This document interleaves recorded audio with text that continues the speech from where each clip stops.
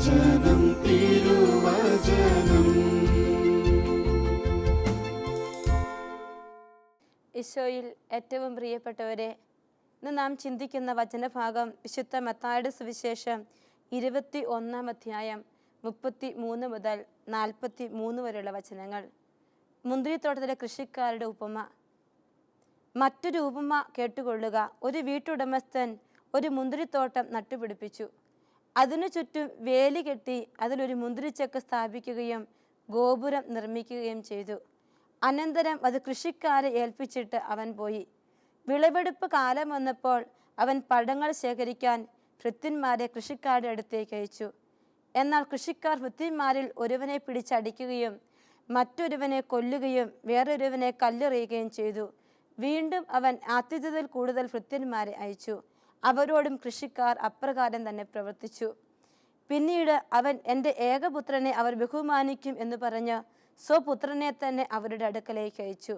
അവനെ കണ്ടപ്പോൾ കൃഷിക്കാർ പരസ്പരം പറഞ്ഞു, ഇവനാണ് അവകാശി, വരുവിൻ, നമുക്കിവനെ കൊന്ന് അവകാശം കരസ്ഥമാക്കാം. അവർ അവനെ പിടിച്ച് മുന്തിരിത്തോട്ടത്തിന് വെളിയിലേക്ക് എറിഞ്ഞ് കൊന്നുകളഞ്ഞു.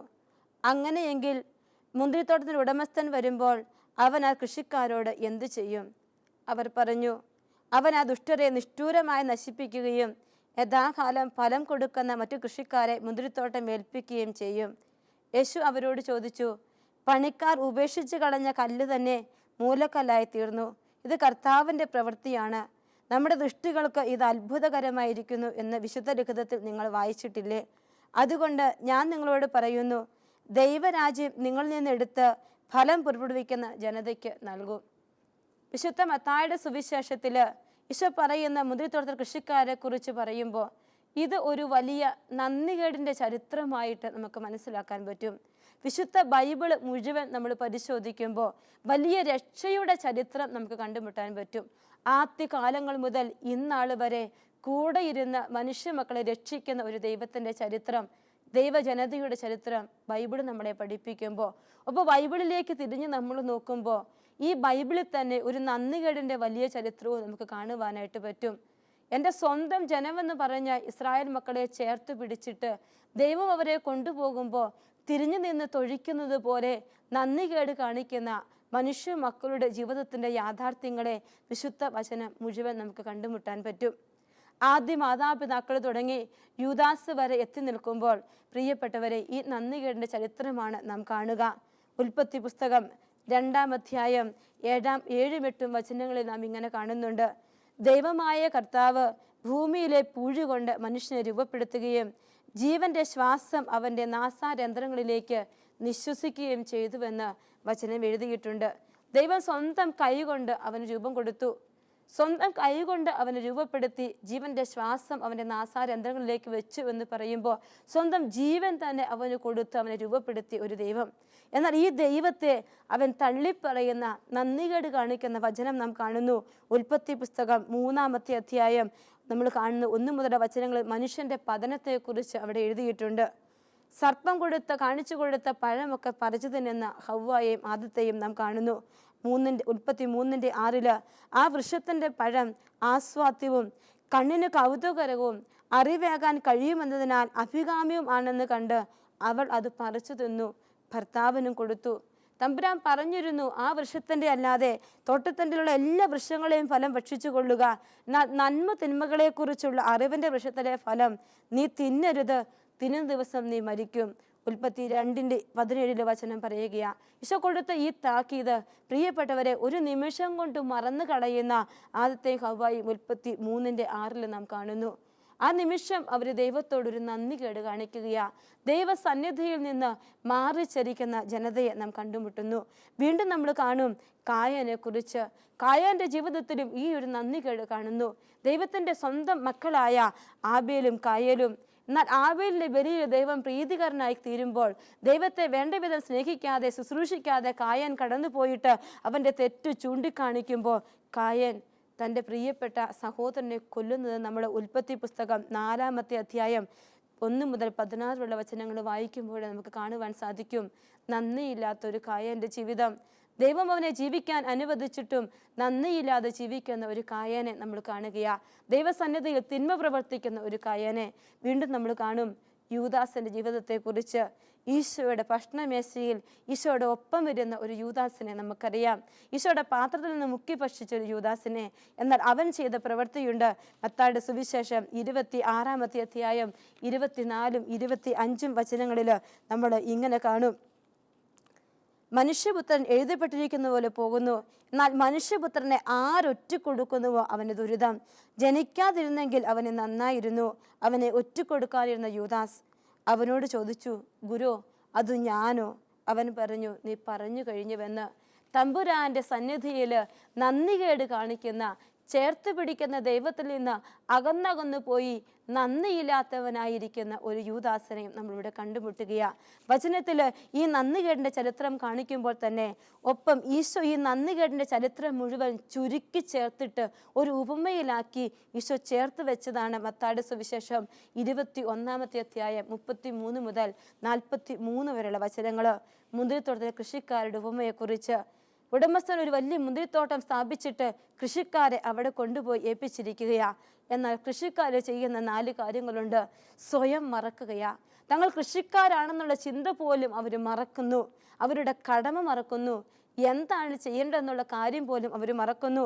ധനത്തിന് ഇമ്പോർട്ടൻസ്, പ്രാധാന്യം കൊടുക്കുന്ന കൃഷിക്കാരായി അവർ മാറുന്നു. 4-ാമത്തെ കാര്യം, സ്വന്തമല്ലാത്തതിനെ സ്വന്തമാക്കാൻ ശ്രമിക്കുന്ന വ്യക്തികളായി മാറുന്നു. ഈ കൃഷിക്കാരുടെ ജീവിതത്തിൽ 4 തരത്തിലുള്ള വീഴ്ചകൾ നമ്മൾ കാണുകയാണ്. സ്വയം മറന്നിരിക്കുന്ന കൃഷിക്കാര്, സ്വന്തം ജീവിതത്തിൻ്റെ അവസ്ഥ മറന്നിരിക്കുന്ന കൃഷിക്കാര്. വിശുദ്ധ പൗലോസ്ലീഹയുടെ ലേഖനത്തിൽ 1 കൊറിന്തോസ് 15:10 ഒരു വചനം പറയുന്നുണ്ട്, ഞാൻ എന്തായിരിക്കുന്നുവോ അത് ദൈവകൃപയാലാണെന്ന്. ഈ ഒരു ചിന്ത ഇവരുടെ ജീവിതത്തിൽ നമുക്ക് കാണാൻ പറ്റില്ല. ഞാൻ കൃഷിക്കാരനാണ് എങ്കിൽ ഞാൻ ആയിരിക്കുന്ന അവസ്ഥ എന്താണെന്ന് അത് എൻ്റെ ദൈവം എനിക്ക് തന്നതാണ്, അവൻ്റെ കൃപയാണ്, അവൻ്റെ കരുണയാണ് ഈ ജീവിതമെന്ന് ചിന്തിക്കാൻ പറ്റാതെ, ഞാൻ അവസ്ഥയിലാണ് അല്ലെങ്കിൽ ആരുടെ ദാനമാണ് എൻ്റെ ജീവിതമെന്ന് മനസ്സിലാക്കാതെ സ്വയം മറന്നു പോകുന്ന, നിലയും വിലയും മറന്നു ജീവിക്കുന്ന, അതിനപ്പുറത്തേക്കൊക്കെ എന്തൊക്കെയോ ആകാൻ വേണ്ടി ഉള്ളിൽ സ്വാർത്ഥത ദക്കിക്കൂട്ടിയിരിക്കുന്ന ഒരു മുന്തിരിത്തോട്ടത്തിൽ കൃഷിക്കാരെ നമ്മളിവിടെ കാണുക. സ്വന്തം കടമ ചെയ്യേണ്ടത് എന്താ? മുന്തിരിയുടെ ഫലം കാലാകാലങ്ങൾ എടുത്തിട്ട് ഉടമസ്ഥനെ ഏൽപ്പിക്കണം. അതാണ് കടമ. അതുപോലും ചെയ്യാതെ അലസരായിരിക്കുകയാ.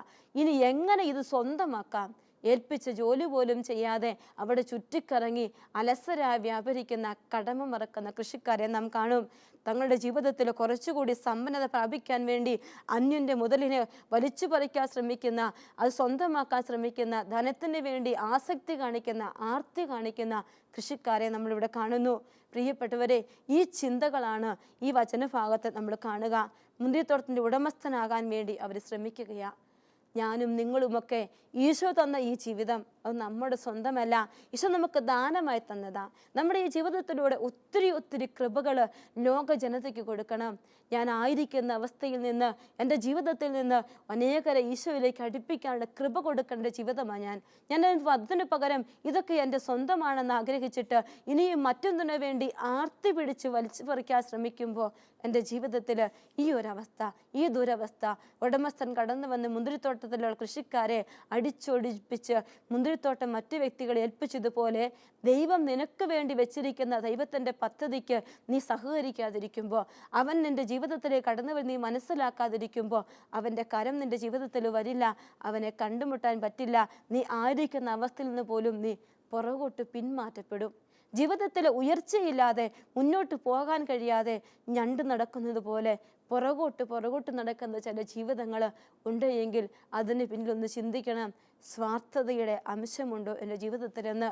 എൻ്റെ ജീവിതത്തിൽ സ്വാർത്ഥത കടന്നു വരുമ്പോൾ, ഞാൻ ഉടമസ്ഥനാകാൻ ശ്രമിക്കുമ്പോൾ, ദൈവത്തെക്കാൾ വലിയവനാകാൻ ശ്രമിക്കുമ്പോൾ, എൻ്റെ ജീവിതത്തിൽ നിസ്സാരതയെ അംഗീകരിക്കാൻ ശ്രമിക്കാതിരിക്കുമ്പോൾ എൻ്റെ ജീവിതത്തിൽ ഈ ഒരു പുറകോട്ടുള്ള നടത്തമുണ്ടാകും. പുറകോട്ട് നടക്കുമ്പോൾ ആയിരിക്കുന്ന അവസ്ഥയിൽ നിന്നും അതിനും താഴേക്ക് ഞാൻ പതിക്കപ്പെടുകയാണ്. ജീവിതത്തിലെ മേഖലകളിൽ ശൂന്യത അനുഭവപ്പെടും. നമുക്ക് ഒന്നുമില്ലാത്ത വ്യക്തികളായി നമ്മൾ മാറും. സുവിശേഷം അവതരിപ്പിക്കുന്ന മുന്തിരിത്തോട്ടത്തിൽ ദുഷ്ടരായ പട്ടാളക്കാരുടെ ഉപമ സഭയിലുള്ള 3 തരം ക്രിസ്ത്യാനികളെക്കുറിച്ച് ചിന്തിക്കാൻ നമ്മളെ പഠിപ്പിക്കുകയാണ്. നമ്മൾ 3 തരത്തിലുള്ള ക്രിസ്ത്യാനികളായിട്ട് ഇന്ന് പലരും ജീവിക്കുക. 3 രീതിയിലുള്ള ക്രിസ്ത്യാനികൾ നമുക്ക് കാണാനായിട്ട് പറ്റും. ഒന്നാമത്തെ ക്രിസ്ത്യാനികൾ പാപികളായിട്ട് ചിന്തിക്കുന്ന വ്യക്തികൾ, ദൈവമേ എനിക്കൊന്നുമില്ല, ഞാൻ പാപിയാണെന്ന് ചിന്തിക്കുന്ന വ്യക്തികൾ. രണ്ടാമത്തെ വ്യക്തികൾ ദുഷിച്ചവരെന്ന് വേണമെങ്കിൽ പറയാം. മൂന്നാമത്തെ വ്യക്തികൾ വിശുദ്ധരാ. ഈ 3 നിലപാടുകളും നമ്മുടെ ജീവിതത്തിൽ നമുക്ക് കണ്ടുമുട്ടാൻ പറ്റും. പാപികൾ, പ്രിയപ്പെട്ടവരെ, നമ്മളെല്ലാം പാപികളാ. കുറവുകളും പോരായ്മകളും ഉള്ളവരാ. മനസ്സുകൊണ്ടും ചിന്ത കൊണ്ടും ആഗ്രഹം കൊണ്ടും പ്രവൃത്തി കൊണ്ടും നന്മ ആഗ്രഹിച്ചാൽ പോലും അത് ചെയ്തു തീർക്കാൻ പറ്റാത്ത വിധത്തിൽ നമ്മുടെ ജീവിതത്തിൽ കുറവുകൾ വന്നിട്ടുള്ളവരാ.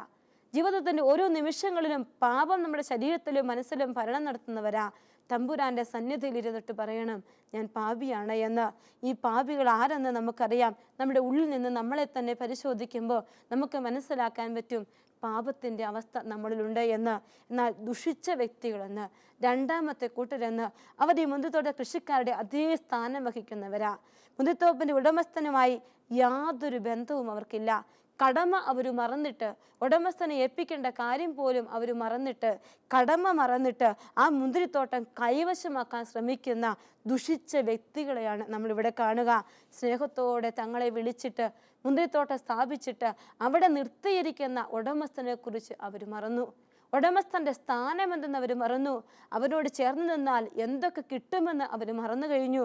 അവർ സ്വയം നിലനിൽക്കാൻ ശ്രമിക്കുകയാ. ഹൃദയം തുറന്ന് തന്നെ സംരക്ഷിക്കുന്ന, ഒരു സ്വാതന്ത്ര്യം തരുന്ന, ഒരു ഫ്രീഡം തരുന്ന ഉടമസ്ഥനാണ് തങ്ങൾക്കുള്ളത് എന്ന് ചിന്തിക്കാതെ, അവനെ സ്നേഹിക്കാതെ, അവന് കൊടുക്കേണ്ടതൊന്നും കൊടുക്കാതെ, സ്വന്തം ശക്തിയിൽ വിശ്വസിച്ച് ആശ്രയിക്കുന്ന, അർഹിക്കാത്തത് സ്വന്തമാക്കാൻ ശ്രമിക്കുന്ന വേലക്കാരാ. അവരായി ദുഷിച്ച കൂട്ടത്തിൽപ്പെടുന്നത്. എങ്ങനെയെങ്കിലും ആരെയെങ്കിലും കൊന്നിട്ടാണെങ്കിലും എനിക്കെൻ്റെ സ്വന്തം കാലിൽ നിൽക്കണം. സ്വന്തം കാലിൽ നിൽക്കാൻ വേണ്ടി മറ്റ് വ്യക്തികളെ ചവിട്ടിയെറിയുന്ന, തൂത്തുമാറ്റുന്ന ചില വ്യക്തികളെ നമ്മൾ കാണും നമ്മുടെ കുടുംബത്തിൽ, നമ്മുടെ ജീവിതത്തിൽ, നമ്മുടെ സമൂഹത്തിലൊക്കെ. ഞാനും നിങ്ങളുമൊക്കെ പല മേഖലകളിലും ഒരുപക്ഷെ അങ്ങനെയൊക്കെ ആകാൻ ശ്രമിക്കാറുണ്ട്. അവിടെ ഈ മുന്തിരിത്തോട്ട കൃഷിക്കാരെ പോലെ ആയി മാറുകയാ. അവർ പറഞ്ഞു, വിശുദ്ധ മത്തായിയുടെ സുവിശേഷം 21-ാമത്തെ അധ്യായം 37-ാമത്തെ വചനം ഇങ്ങനെ പറയുന്നു, പിന്നീട് അവൻ എൻ്റെ പുത്രനെ അവർ ബഹുമാനിക്കും എന്ന് പറഞ്ഞ് സ്വപുത്രനെ തന്നെ അവരുടെ അടുക്കലേക്ക് അയച്ചു. മുന്തിരിത്തോട്ട ഉടമസ്ഥൻ്റെ പുത്രനെ ഇത് അയക്കുകയാണ്. അപ്പോൾ വചനം കേൾക്കാം. അവനെ കണ്ടപ്പോൾ കൃഷിക്കാർ പരസ്പരം പറഞ്ഞു, ഇവനാണ് അവകാശി, വരുവിൻ നമുക്കിവനെ കൊന്ന് അവകാശം കരസ്ഥമാക്കാം. എന്നിട്ട് ഉടമസ്ഥൻ്റെ പുത്രനെ പോലും കൊല്ലുന്ന, ആരെയും കൊല്ലാൻ മടിക്കാത്ത സ്ഥാനം ഉറപ്പിക്കാൻ ശ്രമിക്കുന്ന ഒരവസ്ഥ നമുക്ക് നമ്മുടെ സമൂഹത്തിലേക്ക് നോക്കുമ്പോൾ, നമ്മുടെ രാഷ്ട്രത്തിലേക്കൊക്കെ നോക്കുമ്പോൾ നമ്മൾ ഇന്നും കാണും. ഇന്നലെ ഒരാളെ കൊന്നെന്ന് പറയും, കഴിഞ്ഞയാഴ്ച വേറൊരാളെ കൊന്നു, അതിന് പകരം അടുത്ത ആൾക്കാരെ കൊല്ലുന്നു. എന്നിട്ട് നമ്മൾ എന്ത് ചെയ്യും? രക്തസാക്ഷി എന്ന് പറഞ്ഞ് ഒരു പേരും എഴുതി വെക്കും. രാഷ്ട്രം പോലും ഇങ്ങനൊരു അവസ്ഥയിലേക്ക് പതിക്കപ്പെടുമ്പോൾ ഇവരെ ദുഷിച്ചവരെന്ന് പറയാതിരിക്കാൻ പറ്റില്ലെന്ന വചനം പഠിപ്പിക്കുക. ദുഷിച്ച മനസ്ഥിതിയാ, ഹൃദയം നിറയെ വെറുപ്പ് സൂക്ഷിക്കുന്ന വ്യക്തികൾ, സ്വയം നിലനിൽപ്പിന് വേണ്ടി ജീവിക്കുന്ന വ്യക്തികൾ ദൈവത്തിൽ നിന്ന് എല്ലാം സ്വന്തമാക്കാൻ ശ്രമിക്കും. ഇങ്ങോട്ട് പോരട്ടെ, എനിക്കെല്ലാം കിട്ടട്ടെ എന്ന് ചിന്തിക്കുന്ന വ്യക്തികളെ നമുക്ക് കണ്ടുമുട്ടാൻ പറ്റും. ഞങ്ങൾക്ക് ഈ ഉടമസ്ഥൻ വേണ്ട, അവൻ ഞങ്ങളെ ശല്യപ്പെടുത്താൻ ഞങ്ങൾ അനുവദിക്കില്ല, ഈ നിലപാടാണ് ഇവർക്കുള്ളത്. അതുകൊണ്ട് അവർ പറഞ്ഞു, നമുക്കിവനെ കൊന്ന് എറിഞ്ഞു കളയാം, എന്നിട്ട് മുന്തിരിത്തോട്ടം സ്വന്തമാക്കാം. ദുഷ്ട മനസ്സുകൊണ്ട് മുന്തിരിത്തോട്ട ഉടമസ്ഥൻ്റെ പുത്രനെ പോലും അവർ കൊല്ലുകയാ. നമ്മെപ്പോലെ പാപികളാണ് അവർ. പക്ഷേ ഒരു പടി കൂടി, നമ്മളെല്ലാം പാപികളാ. ഈ ദുഷിച്ച വിഭാഗത്തിൽപ്പെട്ടവർക്ക് ഒരു പ്രത്യേകതയുണ്ട്. ഒരു പടി കൂടി അവർ ഈ പാപത്തിലേക്ക് ചെന്ന് പതിക്കും, അവിടെ കിടക്കുകയാ. അങ്ങനെ ദുഷിച്ച ചിന്ത തോന്നിയപ്പോഴും അതിൽ ഒരാളെങ്കിലും അരുത്, ഇത് പാപമെന്ന് പറഞ്ഞിരുന്നെങ്കിൽ അവിടെ ഒരു കൊലപാതകം നടക്കില്ല, പാപത്തിൻ്റെ മുങ്ങിത്താഴൽ അവിടെ ഉണ്ടാവില്ല. പക്ഷേ ദുഷിച്ച ചിന്താഗതിയുള്ളവർ പാപികളാണെന്ന് മാത്രമല്ല, മനസ്സിൽ വന്ന ചിന്തകളെ പോലും പ്രവൃത്തിയിലേക്ക് കൊണ്ടുവന്നിട്ട് അവിടെ കിടക്കുകയാണ്. ആ പാപത്തിൻ്റെ കയത്തിൽ കിടക്കുന്ന വ്യക്തികളെ നമ്മൾ ഇവിടെ കണ്ടുമുട്ടും. ഫറവോയുടെ ഹൃദയം കഠിനമാക്കിയതുപോലെ അവർ ഓരോ സമയത്തും ഹൃദയം ഇങ്ങനെ കഠിനമാക്കിക്കൊണ്ടിരിക്കും. എന്ത് നന്മ കണ്ടാലും ഓരോ വ്യക്തികളെ, ആദ്യം കുറച്ച് വേലക്കാരെ അയച്ചു, അവരെ കൊന്നുകളഞ്ഞു, പിന്നെ പുത്രനെ അയച്ചു, അവരെയും കൊന്നുകളഞ്ഞു. ഓരോ സമയത്തും അവരുടെ ഹൃദയം കൂടുതൽ കഠിനമായി പോയ ഒരവസ്ഥ നമുക്ക് കാണാൻ പറ്റും. ദൈവത്തെ വേണ്ട, അത് അവരുടെ പ്രവൃത്തികൾക്കും തീരുമാനത്തിനും എതിരെന്ന് അവർ ചിന്തിച്ചു. പ്രിയപ്പെട്ടവരെ, ഞാനും നിങ്ങളുമൊക്കെ ജീവിതത്തിൻ്റെ ചില മേഖലകളിൽ നിലനിൽപ്പിന് വേണ്ടി നമ്മൾ എന്തെങ്കിലുമൊക്കെ ചെയ്യാൻ ശ്രമിക്കുമ്പോൾ, നമ്മുടെ മനസ്സിലേക്ക് ഒരു ചിന്ത വരുമ്പോൾ ഒന്ന് ചിന്തിക്കണം, അപരനഹിതമായി മാറുന്നുണ്ടോ ഇത് എന്ന്. പ്രിയപ്പെട്ടവരെ, ജീവിതത്തെക്കുറിച്ച് ചിന്തിക്കണം. നമ്മൾ നിലനിൽക്കാൻ ശ്രമിക്കുമ്പോൾ, അർഹിക്കാതെ സ്വന്തമാക്കാൻ ശ്രമിക്കുമ്പോൾ, ദുഷിച്ച ചിന്താഗതിയോടെ നമ്മൾ കടന്നു പോകുമ്പോൾ നമ്മുടെ ജീവിതത്തിൽ ഇങ്ങനെയൊരു അവസ്ഥയുണ്ടോ എന്ന് അനുഗ്രഹങ്ങൾ തടസ്സപ്പെടുത്താൻ നമ്മുടെ ചിന്താഗതി, നമ്മുടെ ദുഷിച്ച മനസ്സ് തന്നെ കാരണമാകുന്നുണ്ടോ എന്ന് തിരിഞ്ഞൊന്ന് ചിന്തിക്കണമെന്ന് ഈ വചനഭാഗം വായിക്കുമ്പോൾ ഈശോ നമ്മളെ പഠിപ്പിക്കുക. യൂദാസിനെ കുറിച്ച് നമുക്കറിയാം. യൂദാസ് തമ്പുരാനെ ഒറ്റിക്കൊടുത്തു, നന്ദികേട് കാണിച്ചു. ധനത്തിൻ്റെ ആർത്തി അവൻ ആദ്യം മുതലേയുണ്ട്. പാപിനിയായ സ്ത്രീ അവൻ്റെ ഈശോയുടെ കാൽക്കൽ പോയി കണ്ണുനീര് കൊണ്ട് കഴുകി സുഗന്ധതൈലം കൊണ്ട് കാലിൽ പൂശിയപ്പോൾ അവൻ പറഞ്ഞു, ഈ തൈലം വിറ്റ് കാശ് സമ്പാദിക്കാം, എന്നിട്ട് ദരിദ്രർക്ക് കൊടുക്കാം. ദരിദ്രർക്ക് കൊടുക്കണമെന്നല്ല അവൻ്റെ മനസ്സ്, മറിച്ച് കാശ് സമ്പാദിക്കണം. പണത്തോടുള്ള ആർത്തി ജീവിതത്തിൽ ആരംഭം മുതൽ അവൻ്റെ കൂടെയുണ്ട്. ഈശോയുടെ കൂടെ നടക്കുമ്പോഴും അത് മറക്കാത്തത് കൊണ്ട് അപകടം പിടിച്ച പാതയിൽ അവൻ ചരിച്ചു. ഈശോയുടെ ഊട്ടുമേശയിൽ സ്ഥാനം അവന് കിട്ടിയില്ല. അവൻ ഭക്ഷണം കഴിച്ച് അപ്പോഴേ ഇറങ്ങിപ്പോയി. ആ ഊട്ടുമേശയിൽ നിന്ന് അവൻ ഇറങ്ങിപ്പോയി. അവിടെ ഇരിക്കാൻ അവന് പറ്റിയില്ല. നമ്മളും ദുഷിച്ച ചിന്താഗതിയോടെ ജീവിക്കുന്നതെങ്കിൽ ഈശോയുടെ ഊട്ടുമേശയിൽ, സ്വർഗീയ വിരുന്നിൻ്റെ മേശയിൽ, അവൻ്റെ മുന്തിരിത്തോട്ടത്തിൽ എന്നേക്കും നിലനിൽക്കാൻ നമുക്ക് പറ്റാതെ പോകുമെന്ന് ഈശോ നമ്മളെ പഠിപ്പിക്കുകയാണ്. താൻ നട്ടുപിടിപ്പിച്ച മുന്തിരിത്തോട്ടത്തുള്ള, താൻ സൃഷ്ടിച്ച മനുഷ്യരുള്ള കർത്താവിൻ്റെ സ്നേഹം അതൊരിക്കലും മറക്കരുത്. അത് മറന്നു കഴിഞ്ഞാൽ നമ്മൾ ദുഷിച്ചവരായി പോവും. ഞാൻ എന്തായിരിക്കുന്നുവോ അത് ദൈവകൃപയാലാണ്, അവൻ്റെ കരുണ മാത്രമാണ്. ആ ഒരു ചിന്ത എപ്പോഴും മനസ്സിലുണ്ടാവണം. മൂന്നാമത്തെ കൂട്ടരെ ഈ വചനഭാഗത്ത് നമ്മൾ കാണും. വിശുദ്ധരായ കൂട്ടരാവര്. വിശുദ്ധ ജോൺ 23 മാർപ്പാപ്പ ഇങ്ങനെ പറയും, വിശുദ്ധർ കർത്താവിൻ്റെ മുന്തിരിത്തോട്ടത്തിലെ വേലക്കാരാണെന്ന്. കർത്താവിൻ്റെ മുന്തിരിത്തോട്ടത്തിലെ വേലക്കാരായി ഓരോ ക്രിസ്ത്യാനിയും മാറണമെങ്കിൽ അവൻ വിശുദ്ധമായ ജീവിതം നയിക്കണം. പാപിയാണ് നമ്മൾ. പാവബോധത്തിൽ നിന്ന് അവൻ്റെ മുന്തിരിത്തോട്ടത്തിൽ ഇരുന്നു കൊണ്ട് അവൻ്റെ കൃപയ്ക്ക് വേണ്ടി യാചിച്ചുകൊണ്ട് ഞാൻ എന്തായിരിക്കുന്നു നിൻ്റെ കൃപയാണെന്ന് പറഞ്ഞ് അവൻ്റെ പക്കലേക്ക് എളിമയോടെ കൈ നീട്ടുമ്പോൾ അവൻ നിൻ്റെ കരങ്ങളിൽ വെച്ച് തരും വിശുദ്ധിയുള്ളൊരു ജീവിതം. നിനക്ക് അർഹിക്കാത്തതൊക്കെ ഈശോ നിൻ്റെ കരങ്ങളിൽ വെച്ച് തരും. നിധി പോലെ അതിനെ അടുക്കി പിടിച്ചുകൊണ്ട് വിജയത്തിലേക്ക് യാത്ര ചെയ്യാൻ കർത്താവ് നിന്നെ അനുഗ്രഹിക്കും. യെശയ്യാ പ്രവാചകന്റെ പുസ്തകത്തിൽ ഇങ്ങനെ ഒരു വചനമുണ്ട്, നിങ്ങൾ തിടുക്കം കൂട്ടണ്ട, വേഗം ഓടുകയും വേണ്ട, കർത്താവാണ് നിങ്ങളുടെ മുൻപിൽ നടക്കുന്നത് എന്ന്. ആ തമ്പുരാൻ നമ്മുടെ കൂടെ നടക്കും. ആ വിശുദ്ധരുടെ പദവിയിലേക്ക് നമ്മൾ മാറണം. പാപത്തിൻ്റെ വഴികളിലല്ല, ദുഷിച്ച വഴികളിലല്ല നമ്മൾ ചരിക്കേണ്ടത്. ഈ വചനഭാഗം വായിക്കുമ്പോൾ നമ്മുടെ മനസ്സിലുണ്ടാവേണ്ട ഒരു ചിന്താഗതിയുണ്ട്. അത് വിശുദ്ധിയുടെ ചിന്താഗതിയാ. കർത്താവിനെ അനുസരിക്കുന്ന വിശുദ്ധരായി നമ്മൾ മാറണം. കർത്താവിനെ ആരാധിക്കുന്ന വിശുദ്ധരായി നമ്മൾ മാറണം. സ്നേഹത്തിൻ്റെ ഓർമ്മ നശിക്കാത്ത വിശുദ്ധരായി മാറണം. കർത്താവിൻ്റെ സ്നേഹത്തിൻ്റെ ഓർമ്മ ഹൃദയത്തിൽ സൂക്ഷിക്കുന്ന, അത് നശിച്ചു പോകാത്ത വ്യക്തികളായിട്ട് നമ്മൾ മാറണം. അപ്പോഴാണ് സ്നേഹത്തിൻ്റെ പ്രവൃത്തി നമ്മുടെ ഇടയിൽ ഉണ്ടാവുക. സ്നേഹത്തിൻ്റെ പ്രവൃത്തിയിൽ നിന്നാണ് അനുഗ്രഹങ്ങൾ ഉണ്ടാവുക. അവൻ്റെ മുന്തിരിത്തോട്ടത്തിൽ വിശുദ്ധരായി ജീവിക്കാനുള്ള കൃപ നമുക്ക് കിട്ടുക. വിശുദ്ധർ സഭയ്ക്ക് ഗുണം ചെയ്യുന്നവെന്ന് 23 മാർപ്പാപ്പ ജോൺ 23 മാർപ്പാപ്പ പറയാറുണ്ട്. പ്രിയപ്പെട്ടവരെ, നമ്മുടെ ജീവിതം കൊണ്ട് സഭയ്ക്കും കുടുംബത്തിനും ലോകത്തിനുമൊക്കെ ഗുണം ചെയ്യണം. ഈ വേലക്കാര്, ഈ ജോലിക്കാര് നമ്മളും ഈശോയുടെ പ്രിയപ്പെട്ടവരാ, ഈശോയുടെ ആലയത്തിൽ വസിക്കുന്നവരാ, ഈശോയുടെ കൂടെ നടന്ന് ജോലി ചെയ്യുന്നവരാ. നമ്മളെ കൊണ്ട് സഭയ്ക്കൊരു പ്രയോജനമുണ്ടാകണം, നമ്മളെ കൊണ്ട് കുടുംബത്തിൻ്റെ പ്രയോജനമുണ്ടാകണം, നമ്മളെ കൊണ്ട് നമ്മുടെ പ്രിയപ്പെട്ടവർക്ക് പ്രയോജനമുണ്ടാവണം. നമ്മുടെ സ്നേഹത്തിൻ്റെ ഓർമ്മ ആരുടെയും മനസ്സിൽ നിന്ന് ഒരിക്കലും മറന്നു കളയരുത്, മരിച്ചു പോകരുത്. നമ്മുടെ സ്നേഹത്തിൻ്റെ ഓർമ്മ ആരുടെയും മനസ്സിൽ നിന്ന്. നീ ഇവിടെ ജീവിക്കുന്നുണ്ട് എങ്കിൽ ഇവിടെ ഒരു കയ്യൊപ്പ് വെച്ചിട്ട് പോകാൻ നിനക്ക് പറ്റണം.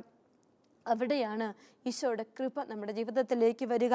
കർത്താവിൻ്റെ വലിയ കൃപ ഫലം പുറപ്പെടുവിക്കുന്ന വ്യക്തികളായിട്ട്, മുന്തിരിത്തോട്ടത്തിലെ യഥാർത്ഥ ജോലിക്കാരായിട്ട് മാറാൻ നമുക്ക് പറ്റുക. ഉത്തരവാദിത്വ നിർവഹണത്തിൽ ഈശോയുടെ കൃപ നമ്മുടെ ഒപ്പം ഉണ്ടാവട്ടെ. അതിനുള്ള കൃപ നമുക്ക് ഈശോയോട് ചോദിച്ചു മേടിക്കാം. ഈശോയെ, ഈ കൃഷിക്കാരെ പോലെ കടമ മറക്കാതെ, എൻ്റെ ജീവിതത്തിൽ സ്വയം മറക്കാത്ത വ്യക്തികളായിട്ട്, ഞാൻ എന്തായിരിക്കുന്നത് നിൻ്റെ കൃപയാണെന്നുള്ള ചിന്തയോടെ സ്വയം മറക്കാത്ത വ്യക്തികളായിട്ട് ജീവിക്കാൻ എന്നെ പഠിപ്പിക്കണം. എനിക്ക് സ്വന്തമല്ലാത്തതൊന്നും ഞാൻ ആഗ്രഹിക്കാൻ പാടില്ല. എനിക്ക് സ്വന്തമല്ലാത്ത പലതും ഞാൻ ആഗ്രഹിച്ച് അതിൻ്റെ പിന്നാലെ പോകുമ്പോഴാണ് ജീവിതം തകർന്നു പോകുന്നത്.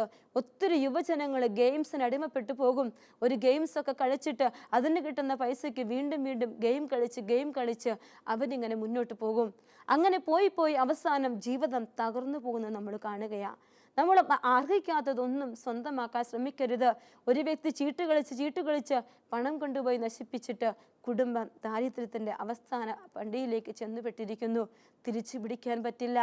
എത്ര രൂപ കടമെന്ന് ചോദിച്ചപ്പോൾ കോടികളുടെ കടബാധ്യതയിലാണ് നിൽക്കുന്നത്. പ്രിയപ്പെട്ടവരെ, അർഹിക്കാത്തതൊന്നും ആഗ്രഹിക്കരുത്. അർഹിക്കാത്തത് സ്വന്തമാക്കാൻ ശ്രമിക്കരുത്. കർത്താവിൻ്റെ കൃപയ്ക്ക് കീഴിൽ നീ ഇങ്ങനെ തണലുപോലെ നിന്നിട്ട് അവൻ നിന്നെ ഏൽപ്പിച്ചിരിക്കുന്ന നിൻ്റെ കുടുംബത്തിൻ്റെ ഉത്തരവാദിത്വം, നിന്നെ ഏൽപ്പിച്ചിരിക്കുന്ന സഭയിൽ നിനക്കുള്ള ഉത്തരവാദിത്വം നല്ല കൃഷിക്കാരെ പോലെ ചെയ്യാൻ തുടങ്ങുമ്പോൾ, ദുഷിച്ച ചിന്താഗതി മാറ്റിയിട്ട് വിശുദ്ധിയുടെ ജീവിതം നയിക്കാൻ തുടങ്ങുമ്പോൾ ഈശോ നിന്നെ അനുഗ്രഹിക്കും. ഈ നല്ല ദിനത്തിൽ അതിനുവേണ്ടി നമുക്ക് പ്രാർത്ഥിക്കാം. ഈശോയുടെ പക്കൽ കണ്ണുകളടച്ച് കരങ്ങൾ കുട്ടിപ്പിടിച്ച് പ്രാർത്ഥിക്കട്ടെ. നല്ല തമ്പുരാനെ, എൻ്റെ ജീവിതത്തിൽ വിശുദ്ധിയുടെ പാതയിലേക്ക് നടക്കുവാനാണ് നീ എന്നെ വിളിച്ചിരിക്കുന്നത്. നിൻ്റെ മുന്തിരിത്തോപ്പിൽ നിൻ്റെ കൂടെ ഇരിക്കാനാണ് നീ എന്നെ വിളിച്ചിരിക്കുന്നത്. ക്രിസ്ത്യാനിയായി ഞാൻ ജീവിക്കുമ്പോൾ എൻ്റെ ജീവിതത്തിലെ പാപത്തിലെ അവസ്ഥകളെ മാറ്റിക്കളഞ്ഞിട്ട് വിശുദ്ധിയോട് ജീവിക്കാൻ നീ എന്നെ പഠിപ്പിക്കണം ഈശോയെ. എൻ്റെ കടമ മറക്കാതെ നിൻ്റെ സ്നേഹത്തോട് ചേർന്നിരുന്ന് നിൻ്റെ നല്ല വേലക്കാരായിട്ട് ജീവിക്കാനുള്ള കൃപ തന്ന് എന്നെയും എൻ്റെ കുടുംബത്തെയും എൻ്റെ പ്രിയപ്പെട്ടവരെയും അനുഗ്രഹിക്കണമേ എന്ന് അങ്ങയോട് പ്രാർത്ഥിക്കുന്നു.